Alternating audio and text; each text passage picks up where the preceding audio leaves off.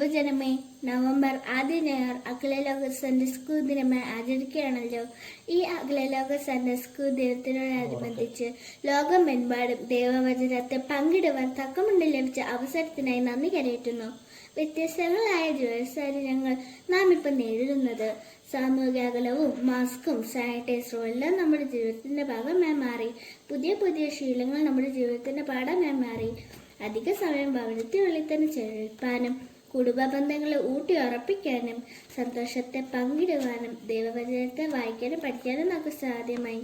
അത്തരത്തിൽ ദൈവവചനത്തെ പഠിക്കുകയും വായിക്കുകയും ചെയ്ത ബഥാനിയ എന്ന ഭവനത്തിലേക്കാണ് ഞാൻ നിങ്ങളുടെ ശ്രദ്ധയെ കൊണ്ടുപോകുന്നത്.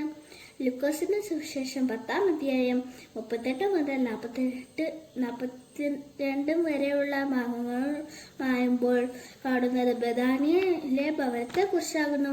1-2 കാര്യങ്ങൾ ഭവനവുമായി ബന്ധപ്പെട്ട് നമുക്ക് മനസ്സിലാക്കാം.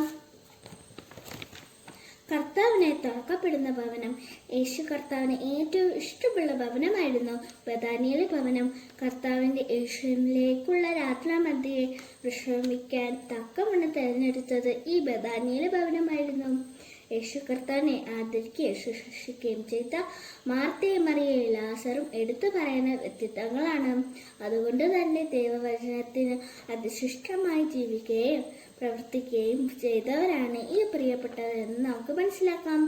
നല്ല ശീലങ്ങൾ പഠിക്കുകയും അത് ജീവിതത്തിന് പ്രാവർത്തികമാക്കുക എന്നത് ഈ കാലഘട്ടത്തിന് ഏറെ ആവശ്യമായി ഒന്നാകുന്നു. ബഥാനിയയിലെ ഭവനത്തിൽ കർത്താവിന്റെ സാന്നിധ്യം അവരെപ്പോഴും ആഗ്രഹിച്ചതുപോലെ നമ്മുടെ ഭവനങ്ങളിലും കർത്താവിന്റെ സാന്നിധ്യം എപ്പോഴും ഉണ്ടായിരിക്കുന്നു. ഭൗതികമായി നാം വളരുമ്പോൾ പലപ്പോഴും അനുഗ്രഹങ്ങളിലൂടെ ദാതാവിനെ മറന്നു പോകാറുണ്ട്. എന്നാൽ ഈ മഹാമാരി ലോകം മുഴുവനും നാശം വിതച്ചപ്പോൾ ദൈവം നമ്മെ അതിശിക്ഷകരമാണ് കരുതിയത്.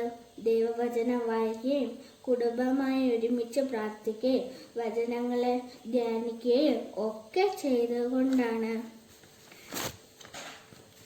ദൈവത്തിന്റെ കാരാവേലിനുള്ളിൽ അവൻ നമ്മെ സൂക്ഷിച്ചത്. നമ്മുടെ ഭവനങ്ങളിലെല്ലാം ദൈവത്തിന്റെ തുറക്കപ്പെടുന്ന ഭവനങ്ങളായി മാറണം.